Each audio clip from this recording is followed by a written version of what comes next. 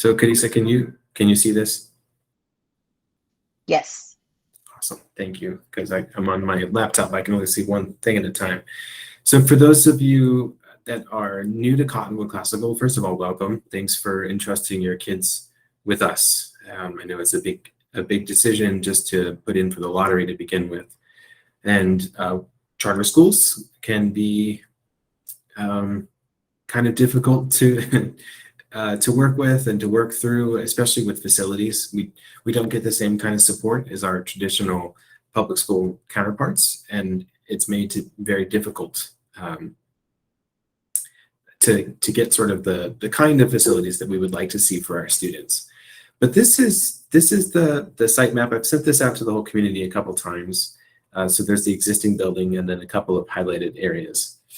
And you can see there is a field. I've been asked if we're ever going to have grass, and the answer is yes. So that's coming after we finish this stuff in orange. So as you've seen, there's a bunch of brick and mortar in the back now. So the masons are just about finished with the 30-foot wall for the gym and the 20-foot wall for the black box. And we're going to have steel trusses for the roof being installed. I think next week is when they're going to start that project. So that's exciting, and it's good to see so much development.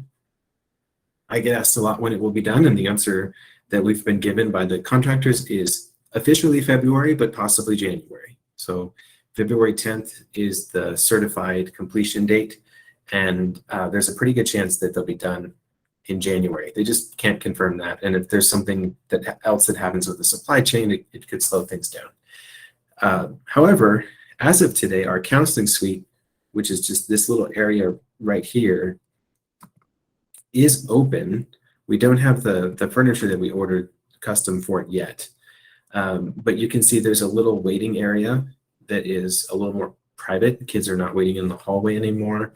They can't be seen by everybody waiting to speak with the counselor. And then we have 2 offices, one for the social worker, one for the school counselor. And then there's like a meeting room here for group meetings, and we can have IEP meetings and things like that. So we're excited that this is done, and the rest of this project will get completed in February. And then I'll be meeting with our Cottonwood Classical Foundation on Thursday night. They are a 501c3 that exists to help the school, and legally the school can't hold any debt, so we need the foundation to help us with that. I'll be talking with them on Thursday night about the funding for this project. If you've ever been in this part of our building, the high school side, as small as the classrooms are on the middle school side, the high school classrooms are even smaller. So we'll be making some of those classrooms larger. It shows 3 inside of the orange, but we're going to try to make a few larger classrooms right here as well on the other side of the hallway. And then this is a roughly 2,200 square foot library learning commons. It will be called the Dr. G Learning Commons after our most veteran teacher, who was the first governing council president actually as well, and a technology lab, which we're really excited about. So this is anticipated to start construction in May of next year, and should finish up in August or early September. So our seniors might get displaced for a little while just to finish up that project. But once that's done and we can kind of figure out the funding, what we would like to do after that is get this field put in and finish bringing fence all the way around this corner. And for those of you that have endured our drop off and pick up line, thank you. It will help tremendously when we have this dedicated bus loop, because the buses will no longer have to pause the line while they let kids off in the morning, and we won't have them in the way when they pick up in the afternoon. So that will be awesome. And the trash truck interrupted our drop off this morning, and they'll be able to come in off of this back gate as well. So that will help a lot. All right, that's about it with facilities update. Are there any questions about anything that I was just showing, or anything you've heard from your kids, or just kind of want to get an answer on? Mr. Benner, I'm just curious about parking. So it looks like obviously the main parking lot will still be there. What about all of the parking that's currently on the dirt lot? Yeah, great question. So the dirt lot parking, as we call it, and it's been, thanks to the rain, mostly weed lot parking, but The dirt lot parking that can accommodate 45 or 50 cars right now, once the addition is done on the other side of the bus loop near the corner of Headline and Tiburon, there's a really large flat area. We're going to put some crusher fine down in February, March, and by spring break, that should become our dirt lot parking, but it will be like thin gravel instead of dirt or weeds. And it can accommodate 60 or 65 cars. So that will become our student lot parking during the day and visitor parking actually for home basketball games and volleyball games and things like that.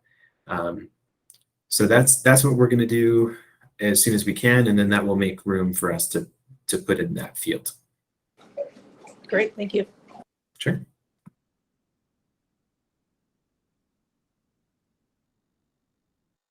John, did you say when the bus loop would be operational? We had a parent ask that question. Oh, yes. Yeah. Thank you, Brian. So I was hoping that there would be a way to get that bus loop working before construction is completed. But right now for that, for the addition, they're using the area with the bus loop and the whole corner of Headline and Tiburon for construction staging and crew parking. So the bus loop itself won't be operational until February, or if we're lucky, January, but we have to kind of assume it will be sometime in February at this point. Yeah, sure. I know it's a little disappointing. It's a lot of, it will help us a tremendous amount with traffic. Another thing that it helps with is, and also with the student parking area, the bus loop has a sidewalk that goes all around it, and students that park in our new student area will be able to just safely walk along the sidewalk all the way into the building. So there's no more stopping the parent line even for kids to cross the street, which is awesome. And when the gym is done, our current gym, and I use air quotes because it's tiny, it's like a elementary sized gym, becomes a cafeteria, and that will become a nice place for us to bring kids in when it's cold and have them have a safer, comfortable place to go. Cool. Any other questions about facilities?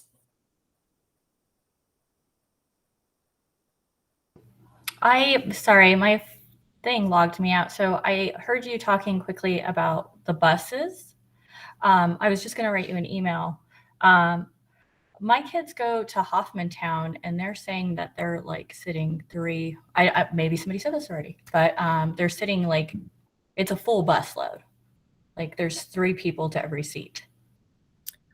Okay, yeah. So the buses are something I wish were not a part of my job. It becomes very frustrating, and it's okay.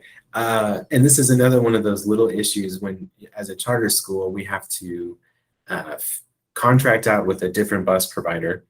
And as an APS authorized charter school, at least for 1 more year, that's kind of our option. And so we just give them a lot of data, and I call APS Transportation all the time to complain about stuff, and I email them as well.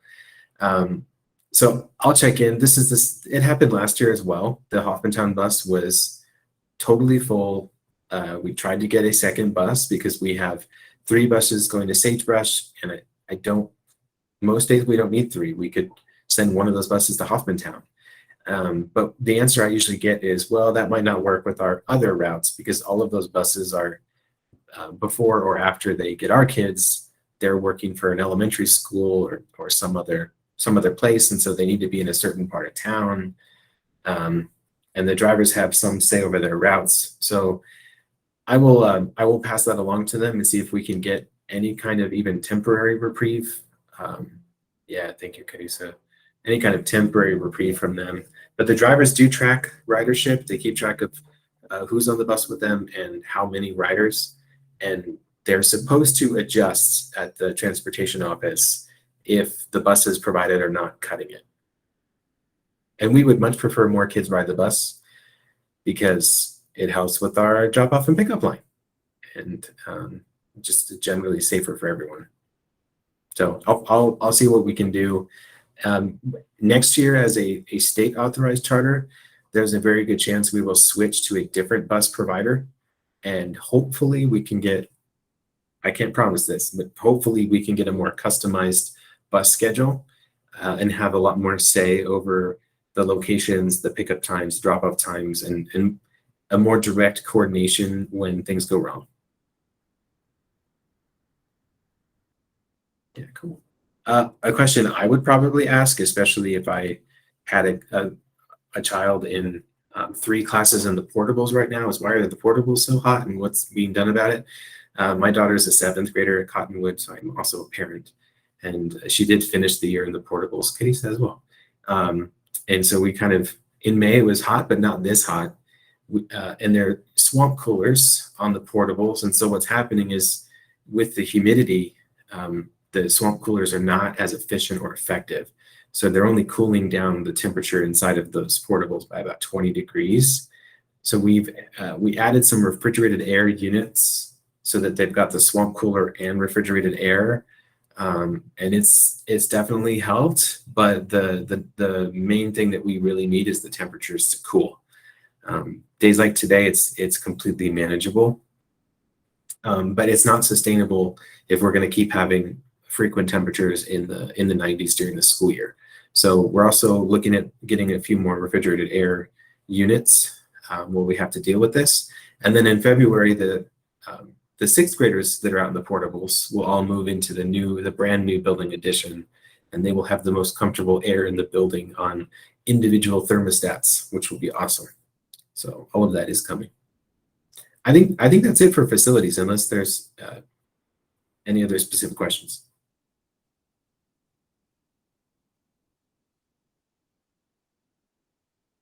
Okay.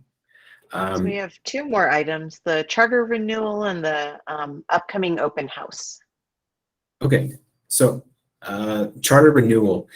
In New Mexico charter law, schools are given 5-year authorization cycles. So when you're initially authorized, you get 5 years, and then you have to go through a process to show that you're doing a good job and that you should still continue to exist. And you can choose to be authorized either by the Public Education Commission, which is the state level, or you can be authorized by a local school district. So for us, that's Albuquerque Public Schools. Cottonwood in 2006, when the charter document was originally submitted, was a state chartered school. So from the time we opened our doors in 2008 until June of 2018, that 10-year period, we had 2 full 5-year state authorization cycles. And then in 2018, we switched over to being an Albuquerque Public Schools authorized charter. And I was not with the school at that time, and so I don't fully understand all of it, but part of it was that there was a political landscape in Santa Fe at the time where there was a lot of cutting budgets, and that direct relationship with the state was actually making it harder for everyone. And there was a lot of loss in revenue and trust with the state. Albuquerque Public Schools has a giant pocket of money and compliance and data. And so having everything submitted as part of their packet and their portfolio, there's a buffer of sorts. However, there are some definite drawbacks. So we don't get as much federal funding as an APS chartered school because it has to go through a different funding formula that is specific to Albuquerque Public Schools. We also don't have direct engagement with the state for some things, so it can take a long time to hear about approvals or to get some compliance paperwork submitted, or sometimes we'll be told we have 2 or 3 days to turn around some pretty major reports, and it just kind of sits over at APS for a few months. And so we feel like overall, at this point, it is better for the school, and the governing council decided in June that it is better for the school to switch over to being a state charter. Right now, my team is working on the application to do so.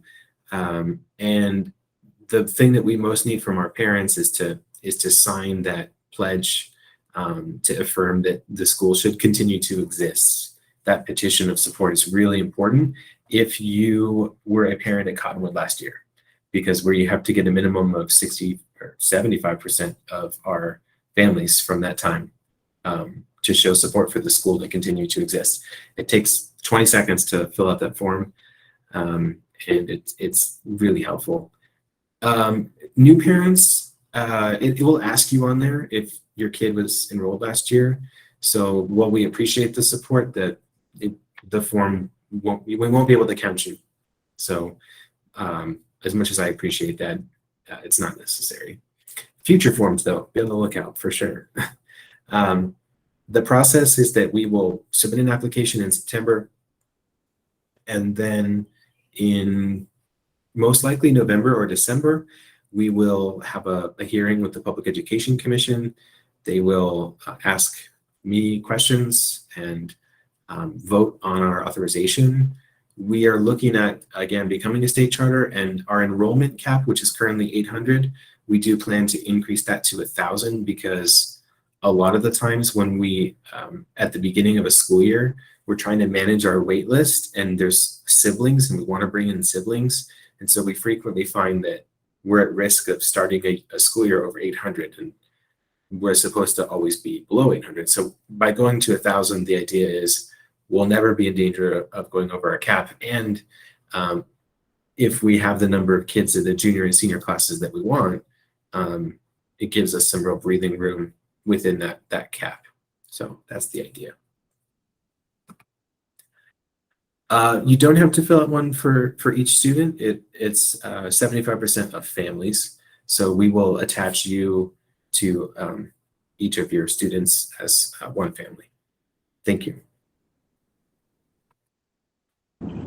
John, this is Louis. Just quickly, is there anything else from the PAC that might be helpful to you and your staff? Anything else we can do besides ensuring we all fill out the form? Are there other, I don't know in that respect, but anything on the horizon that we can do to help move this along? Yeah, thank you, Liz. I think that at one of the PAC meetings later this fall, we'll be discussing our mission-driven goals. So with every 5-year authorization, we have to have 2 goals that we really want to focus on, and then the authorizer will kind of look for feedback and check to see how we're progressing. And so it will be helpful to kind of spend a bit of time at a PAC meeting discussing those goals and getting some feedback. I can tell you, although we don't have the specific language of the goals yet, one of them has to do with our graduation rate and our kind of retention, positive retention, like keeping kids in our 11th and 12th grade. And the other one has to do with sort of the culture of teaching and learning at the school with IB, Paideia, the bridges between everything that we do. So really high impact goals that mean a lot to us as a school, and speak to our desire to really continue to be one of the top schools, not only in Albuquerque or in New Mexico, but nationally. We feel very strongly and we're really proud of where we are and what we've done. We want to keep doing that. Thank you. Will do. Thank you. Yeah. And I see Peter's question about staffing and support. So the cap increasing from 800 to 1,000, I think that the tangible enrollment difference will be more like 825 or 850. I don't see us really getting that close to 1,000 anytime soon. But we've been building a program to kind of fit where we want to be rather than just where we are. So on the teaching and learning side, I'll give you an example. We've been getting by for a lot of years with 4 teachers in the visual and performing arts, and they've all been overloaded every single year. And we know that when we have our full programmatic offerings of what we want to do and our vision for visual and performing arts, we should have 6 people, 3 visual arts teachers and 3 performing arts teachers. And so this year we hired a performing arts teacher to give us 3 performing arts teachers, Kat Jones, who's working with our 6th and 7th grade students and building a program. Another example would be physical education. We know that our students don't move enough, and we have wanted to, for a very long time, have PE in 8th grade, because right now we have it in grades 6, 7, and 9. And so we're looking at when with that gym being completed and having a bit more enrollment, we could afford another PE teacher. And it's not too hard to fit that into the 8th grade schedule. So those are a couple of examples just to help us kind of, grow the program into what it should be, and we're doing it bit by bit. I think on the admin and support staff side, the one thing that we probably need to continue to look at is how we strategically address state compliance. As a state authorized charter, we'll have to do a bit more of that directly. I don't know if it'll be a new hire or just some restructuring, but that's something that we'll need to look at. Yeah, Christine. How will aligning with the state as a charter school impact the IB program? Is there any consideration for doing a middle year IB program? And will you be able to expand the IB offerings in the high school diploma program? These are all great questions. I spent a lot of time talking strategically with people about all of those points. So I'll start with the first question. It's the easiest and it's very exciting. The Public Education Commission chair, her name is Rebecca Burt. I invited her to Cottonwood in May, so she did a tour. She talked about her understanding and support of the International Baccalaureate and how exciting it is to have one of the charter schools really thriving with IB, because it is an internationally known and pretty rigorous curriculum. So we have lots of support. I've also on our legislative platform this year, and I know some of you, Christine included, have really been a big help with legislative advocacy. But on our platform this year, I'm working with legislators directly and also with a few lobbyists to help on this. At the state level, AP exams are paid for now. That started a few years ago. And that happened because College Board just lobbied really effectively to get those exams to be paid for. And it costs over $2 million a year to the state. And so I've pointed out and done the math for them that when you look at all of the IB schools that offer diploma program in New Mexico, if you assume that every senior was taking like an average of 4 exams, it would cost not even $100,000 statewide. So I'm trying to get them to pay for all of our IB exams, because at this point families have to pay. There are some scholarships, but at $119 each, it adds up pretty quickly. So that's something else we're working on. I know the PEC is willing to help us if it doesn't go through this year, to continue to push for that and get some parity between IB and AP funding. On the second question, the middle years program. So for those who are not familiar, the International Baccalaureate has 4 programs. Carissa, if you can put these in the chat so people can reference, I think it would help. So there's the primary years program, or PYP, which is for grades K through 5. And then there's the middle years program for, or MYP, for grades 6 through 10. And then there's the diploma program, which is the one we have, which is grades 11 and 12. And then the fourth one that came out 10 years ago is the career-related program, or CP. And it's also for grades 11 and 12. So for us, we have a diploma program, but we also qualify for middle years program and career-related program, and we're looking at both of them. So we actually sent 7 people to MYP training last summer, and we learned a lot. And we're doing quite a bit in grades 6 through 10 to align our language, because whether or not we end up adopting MYP, there's some language around command terms, like how we ask kids to do certain things, and how we approach the learning environment, especially with things like writing and research skills and the sort of strategies of an effective learner. So we're taking a long-term look at MYP. It's undergoing a revision in 2025, and so we've kind of been asked to hold off on serious implementation until we see that. What that's going to look like and feel like, and how it ties in with the diploma program. And then the career-related program, we actually think could be great for our students. It's a lot to try to explain, but for those who haven't heard any of this, but for the IB diploma program, if a student is full diploma, what that means is they take 6 different courses and then something called IB Core, where there's a theory of knowledge, like a epistemological, what is knowledge kind of philosophical course. And they write a 4,000 word research paper that is college level. And when I say college level, I would say junior or senior in college, not freshman. It's an advanced research paper. And then they do creativity activity service, and they sort of log their engagement with the community. So that's the IB diploma. Career-related program, students would take probably 3 of those courses instead of 6. And then instead of having a core where they are doing theory of knowledge, they do personal and presentation skills. So they learn about things like effective interviewing, and they learn how to give a speech and do public speaking. And they do a language acquisition course where they kind of learn about how to acquire new languages. And then they get some time to do career-related study. So it might be something where they are learning advanced computer programming or doing some engineering type work, or even in some cases internships.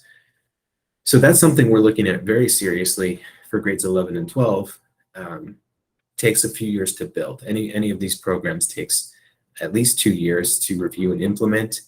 But in something like the CP, a little bit longer, because you first have to build up those career-related pathways, and then you can start offering it to students.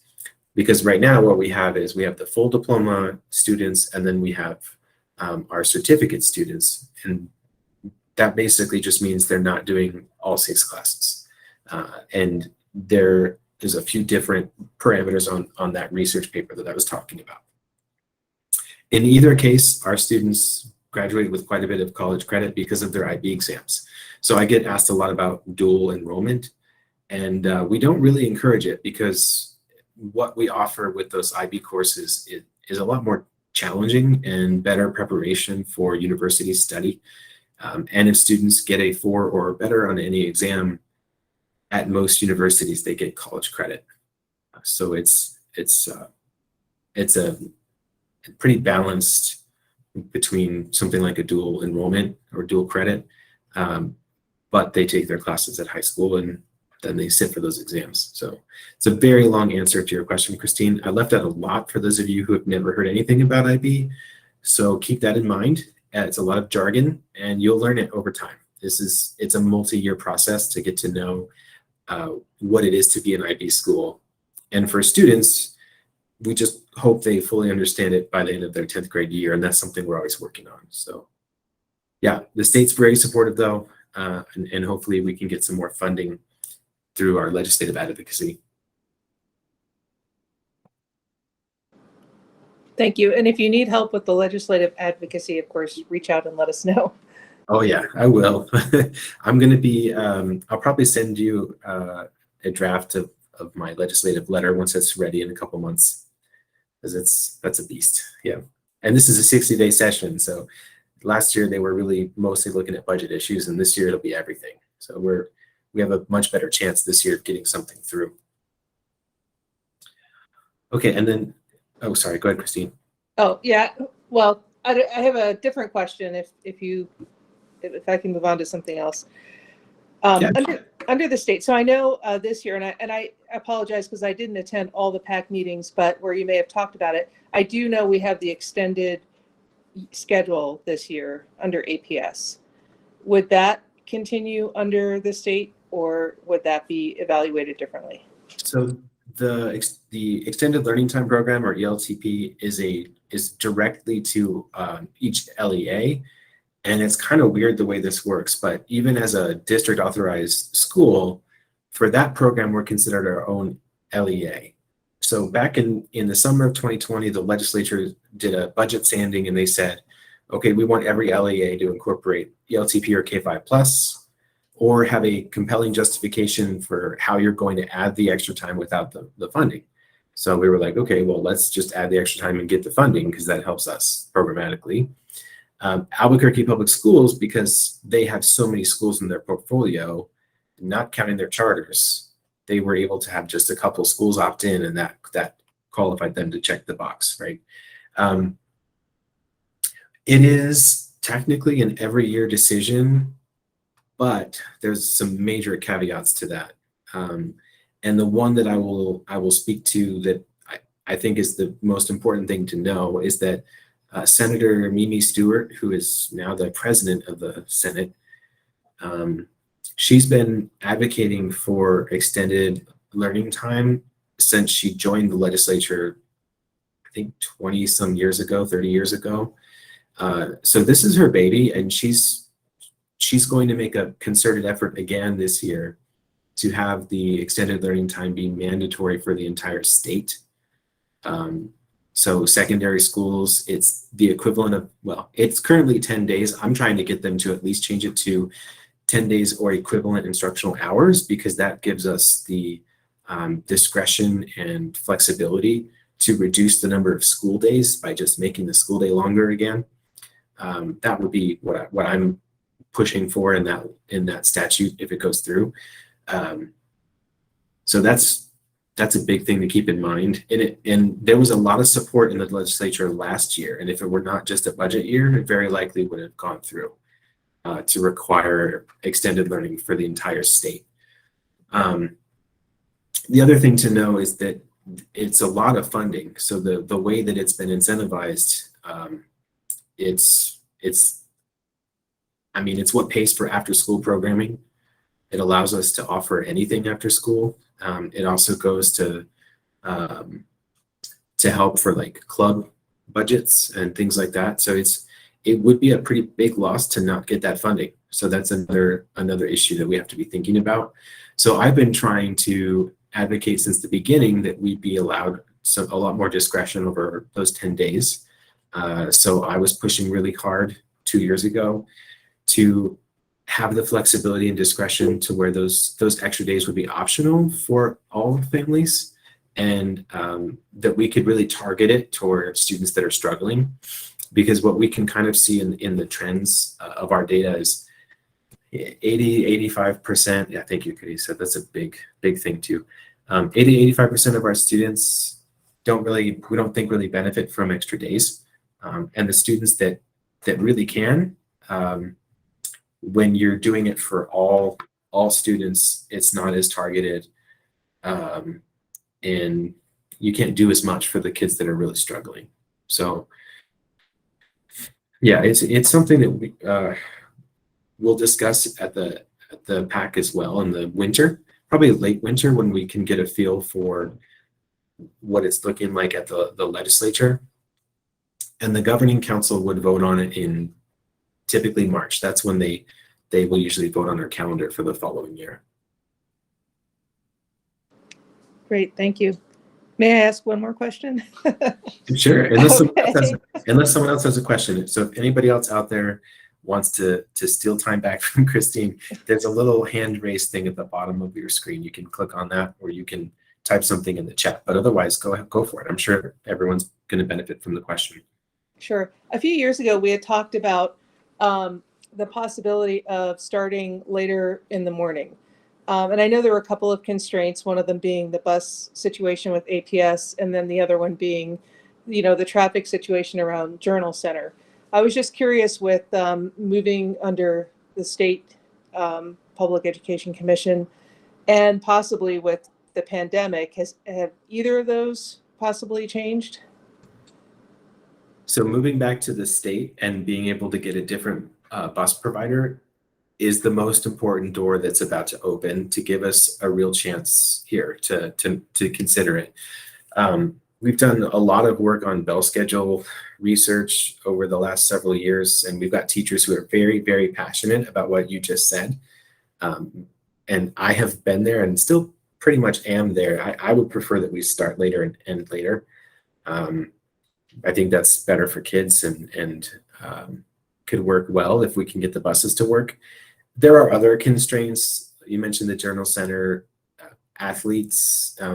Although we can set our own schedule for athletics, we do have quite a number of students that play sports at other schools. And it's rough because those schools are expecting them to be dressed and ready and on the field by 3 o'clock. So those are other concerns. The Journal Center, with our old traffic pattern, they had said they would not ever support a start time for us between 8 and 9. I think with the bus loop, if we can show, and if we can show through our parents following the traffic pattern, and not parking across the street or stopping on Jefferson or things like that, if we can show that it's not as much of a blockage, especially in the morning, then I think we could get the go ahead to adjust our plan and maybe start at 8:30 or 8:45 or something like that. That would not be for the 23-24 school year, but it's very realistic for the school year after that, the 24-25 school year, that we could start later, finally.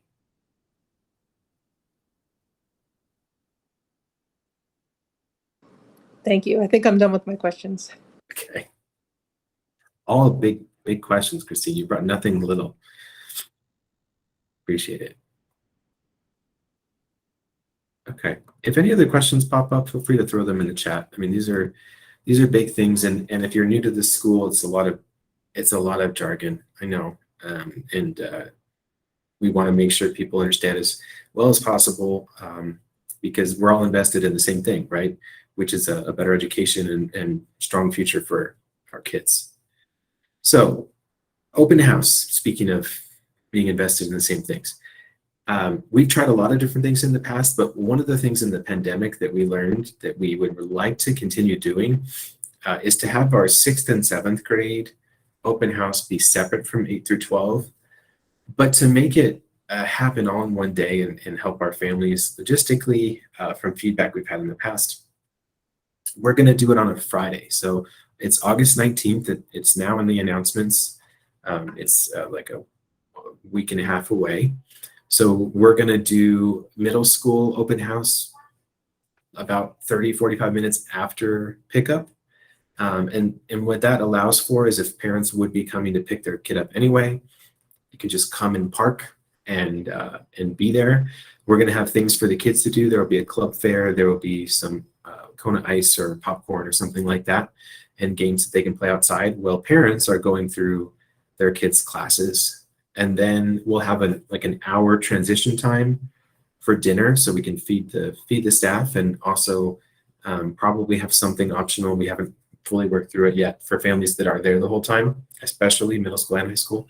And then we'll have 8th through 12th grade open house starting at about 6. And the reason that we separate 8th grade from 6th and 7th grade, there are multiple, but one of the main reasons we separate them is that our 8th graders are mostly getting high school credit. So their only middle school classes are English and early New Mexico history. They have high school classes and credits for health, for advanced New Mexico history, which is an online class. And then they have biology. Most of them have Algebra 1. Some of them are in geometry, some are in math transitions, but Algebra 1 is a high school credit. Spanish 1 is a high school credit. And they can take an art elective that is a high school credit. So we try to help parents understand that. And one of the ways we can do that is by putting them on the same night as our same time as our high school. So we're going to be in person for the first time in 3 years, which is really exciting and also a little bit daunting, especially in 6th and 7th grade, where we tend to have a lot more families come, which we want. We don't want people to think that they can't come because it'll be too crowded. It's a good time to connect with teachers, get to know what the priorities are for the school and for each classroom, and to ask general questions. And then just so you know, to keep in mind, like open house, it really probably should be called back to school night. I have a lot of parents ask me that question. We've just called it open house for so long that it's become part of our language. So open house is about learning about the classrooms, the teachers, the grading policies, the priorities, things like that. And then we'll have student-led conferences to talk about individual kids and their growth and goals in October after our fall break. So, but yeah, at this open house, in addition to going through the classes, you'll have 10 minutes in each class. You also will have a chance to talk to our college counselor, to talk to our IB coordinator, talk to our librarian, learn about all kinds of different clubs and extracurricular opportunities that exist at the school. Because after the open house, we're going to start offering things like tutoring for math and writing and Spanish. And we're trying to get a lot of our clubs to start that week after open house. So did I miss anything, Kadisa? I mean, part of the reason we have this long open house as well is that a lot of our families haven't been in the building in a couple of years, not significantly, because we've had online open houses the last 2 years. So with all the construction and everything that's happening, we really want our families to have a chance to look around the building and see what we've done and just see that progress. You probably hear a little bit about it from your kids. I did walk past the back of the building today, and there was some pretty significant jackhammering. So you probably hear about that, but you haven't seen the progress from the inside. So we would like you to come in and see what's happening. Yeah, good. Thank you. That's true. A lot of people have not been in the building for a long time, or maybe have never been in the building. And Kadisa, can you answer that question about the exact start time? I don't have that tab open. So there is, for the 6th and 7th grade, there's a welcome under the shade structure from 2:30 to 3. And then class rotations start at 3 o'clock and go until about 4:45.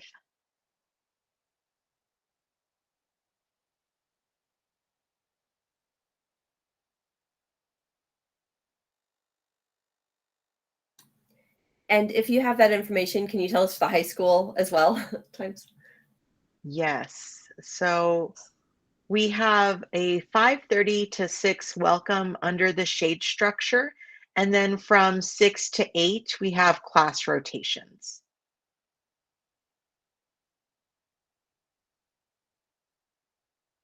I'm hoping none of you have middle school and high school kids, because that's a long day.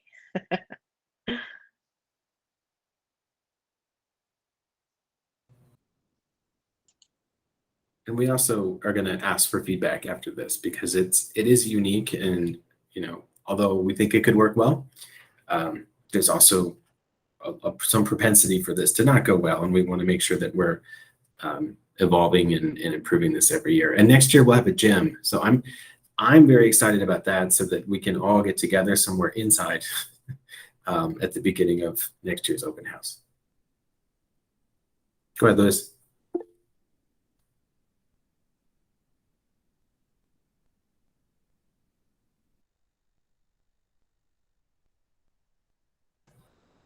Yeah, Lewis, I saw you unmute, but I can't hear you.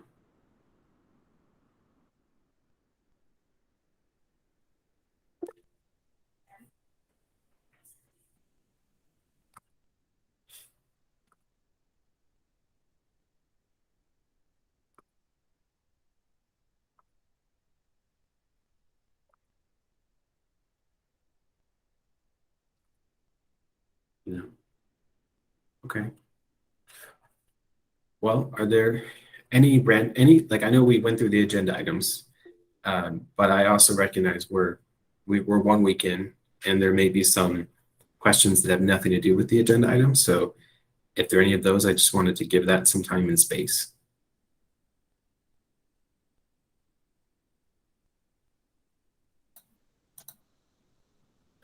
Mr. Bennett, I do have one question about the after school, I guess, study time. When will that be starting for the student? So we actually already have a general, it's called study club, but students can already stay after school Monday through Thursday until 5:30. So all you'd have to do is fill out a form with Kadisa, actually. So if you email her, she can send it right back to you. And then you don't have to, your kids could use it once a week or every day, Monday through Thursday, if you want to. They just go to the student lobby after school. Okay, I think we filled out the form. My daughter just didn't know where to go. So she stays in the student lobby right after school? Yeah, and it's possible she might be in a classroom that doesn't have good sound for the announcements, so she may have just not heard it. She's in the portable. Her last period is in the portable. Okay, yeah, she probably just missed that announcement. Okay. Yeah. Thank you.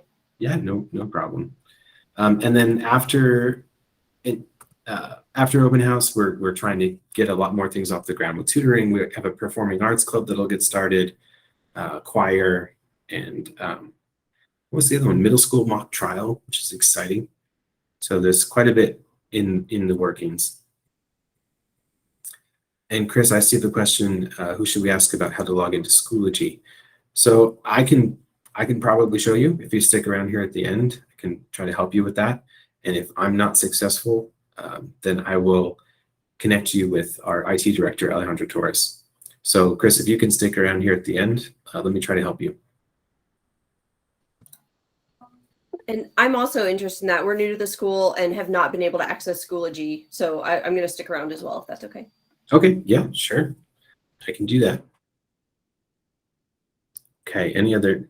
I'll answer some questions that were not asked but are common at the beginning of the year. So lockers, we get questions about lockers all the time. Students in grades 6 through 9 will get a locker assigned to them Wednesday this week, so August 10th, during their advisory at the end of the day. In 10th through 12th grade, we're going to ask students if they want a locker, because oftentimes they don't use them in those 3 grades. There's multiple reasons for that. And if they say yes, and we don't have enough, then we might do like a lottery for them. But grades 6 through 9, everyone will get a locker. That'll be exciting. So if you need to get a lock or want to get a lock, locks are not required. I'd say probably 3/4 of the students never put a lock on their locker. You can do that. Dress code is asked about usually all the time at the beginning of the year. So basically, if your kid wears their lanyard and ID, and they're wearing either a cottonwood polo or spirit wear, which there are not many options for spirit wear just yet, but there will be some you can buy open house. There will be some after open house. We're trying, I would say by the time we reach winter break, there will be 4 or 5 different options. So as long as your kid is wearing a polo or spirit wear, and they have their lanyard and ID, they can wear any hoodie or jacket or basically anything that they want. We've made a lot of changes to the dress code over the last 2 years to accommodate for different hairstyles, hair colors, different kinds of pants that are in fashion. We're trying to really meet the students where they are, but still have a reasonably professional environment for school and focus, and keep that balance to the degree we can between individuality and focus class time. Yep, go ahead with the question. I have 2 questions, actually. You had mentioned students may not be in a classroom where they can hear announcements. What is being done to fix that? Yes, that's a fair question. So in a couple of rooms, the issue is just it's the quality of the speaker. So for example, the gym, if your kid has Mr. Tadero or Mr. Damone, the speaker in the gym is not loud enough. We've replaced it 2 or 3 times over the last year, and it requires everybody in the gym to be quiet and close to the speaker to hear it, which is fine if you know that something's going to come on. But in a situation where you have an emergency, right? Like the bus situation the other day, my kid missed the bus because she didn't hear. I hear you. I'm sorry. I'm really sorry about that. That's not acceptable. Yeah, it's a real concern. So the PE teachers also have a radio, but that's not helping them with the announcements. We do have a new fire system that has an intercom protocol on it that we're going to test out next week. And if that works better, we'll probably switch to that for our announcements. And then with the building edition, we're actually replacing our entire intercom system so that we have no more issues once that building is occupied and everything is in place. But in the meantime, we're trying to fix every little security bug that we can find and get those speakers working. The other issue that happens is teachers will sometimes put their phone on Do Not Disturb, and that's where the announcements are coming out. And so reiterating to teachers that, hey, if you didn't hear the morning announcements, you're not going to hear anything. So make sure that your phone is not on DND. That's the other thing that sometimes happens. So I'm kind of just curious, being like just trying to voice opinion is not something I do typically at a school, but like when it comes to announcements, is there like another option? I mean, like I'm kind of thinking like, can the students put together a thing for announcements, kind of like it would be an elective or something like that. Yeah, and we talked to, and I know my high school had something like that. There was a group of kids that were interested in journalism that focused on the morning announcements. We do have students involved. There's a communications chair for our student government that helps write the announcements and coordinates getting students involved in reading them. But I would love to see students get more involved, and if we could get, if there's enough interest to have a little club formed that kids that want to work on writing announcements and getting engaged, that would be wonderful. So yeah, my kid wants to do like a production thing, and I was like, oh, well, why don't you guys do that with like the announcements, you know, like. Yeah, and if we could do an after school club where we have the announcements ready, they could even make a little video, right? Yeah. These are absolutely things that I'm supportive of. If we have kids that want to do it and we can find a staff member to be with them while they do it, I think it's great. Okay, and then my other questions were regarding like more volunteering, and I don't know if this is more about the PTO, but I'm talking about students, like options for them to volunteer, or like a club that would be like a volunteer club, because I just don't see enough of that. So what grade level? My students are all in 8th grade. 8th grade. Okay. Yeah. Okay. I'm going to take that feedback back to our CAS coordinator. So we have a Mr. Peter Lukes. He oversees our CAS program, which is creativity, activity, and service. And he coordinates a lot of volunteer opportunities, but I think he might be missing the bigger audience, because I know the juniors and seniors are well aware, and I know he has attempted to cast a wider net and get all students involved. So right. I think we're just missing something there. Right. I think that could, you know, be a big help if, like, my understanding is that the PTO is involved in doing volunteer work to help raise money for the students for the school. I just want to see the students volunteer to help also raise money. I love that. I mean, there's a lot of opportunities that that kids get involved in high school that we could be expanding further, for sure, in terms of generating support for different initiatives, fundraising, you know, getting out into the community even in some limited scope. So yeah, I would really love to talk with somebody or go like really deep into that with somebody, because I have so many ideas. Like, I mean, I'm sure every 1 out of 5 households has a garden growing in their yard, and they have extra, and we could apply that to like a fall festival where people come out and then that money is donated. Yeah, no, that's a great idea. And we have our fall fiesta usually in mid to late October. That might be a nice tie-in. If you can email me, I will connect you with the right people to have a conversation. I really appreciate that. Thank you. Yeah, and that's part of, I think that's been part of an issue in part because of the pandemic and being online so much, but also because of our facilities not really being able to be together in community with parents often enough. Right. We kind of can miss the boat on things like this that are really low-hanging fruit. And when people are enthusiastic about helping, like I would love to just embrace that and make things happen. Yeah, I feel like I'm kind of losing the community in this. I was expecting more community, but again, we joined in a COVID world, and that could be it. But I want to help figure that out. Thank you. Yeah, me too. I want to figure that out and make things better. You know, I was a teacher at Cottonwood in the early days of the school, and anytime we had an event, more than half of our parents came. It was amazing and terrifying to the neighborhood because there was never enough parking, but it was just, you could feel it. There was just so much vibrancy and positivity, and everyone was kind of working toward this common goal. And we would do parent education workshops, and lots of people would come. And yeah, there's a resurgence of all of that coming. We just got to build back up to it.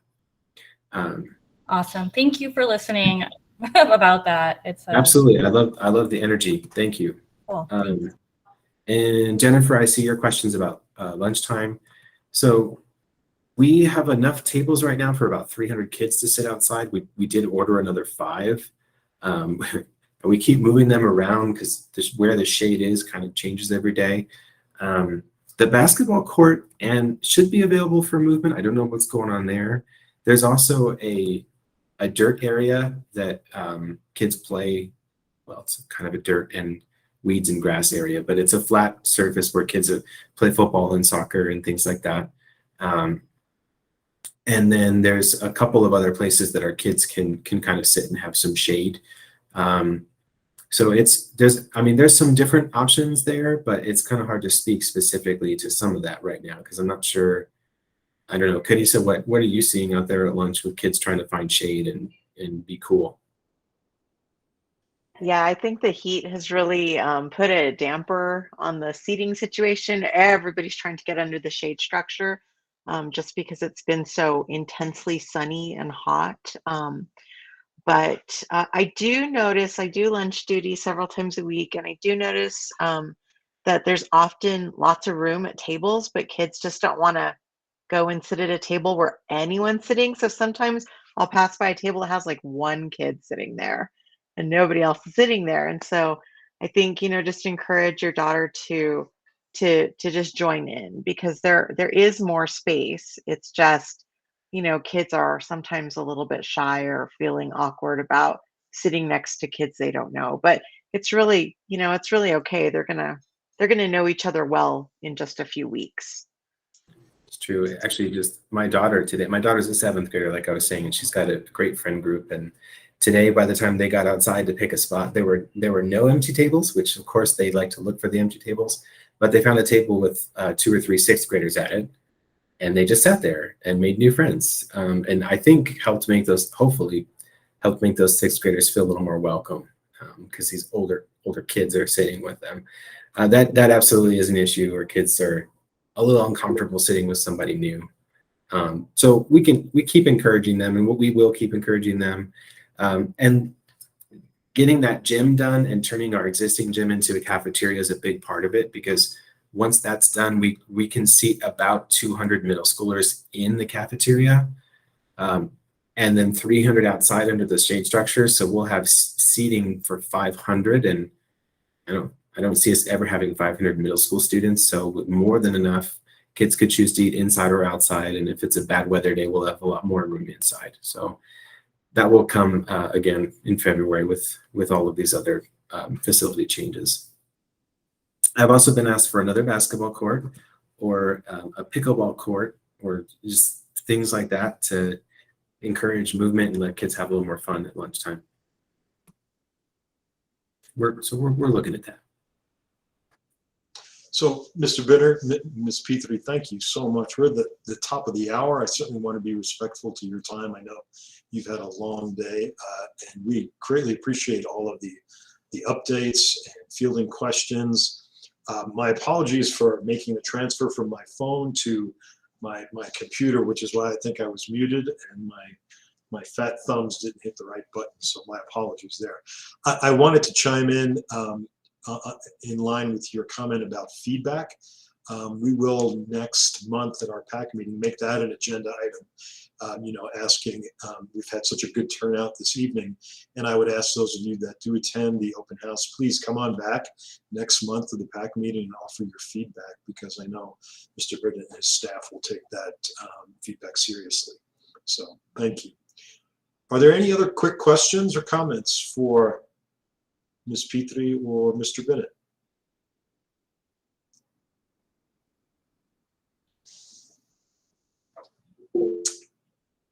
Great. Yeah, thank you. I know a couple of you wanted to check out Schoology, so once we're done and the recording's off, just stick around and we'll figure that out together, or make the effort at least. Yeah. Thank you. Thank you. And also, too, those of you that have ideas, want to get involved, again, please utilize the PAC at cottonwoodclassical.org email.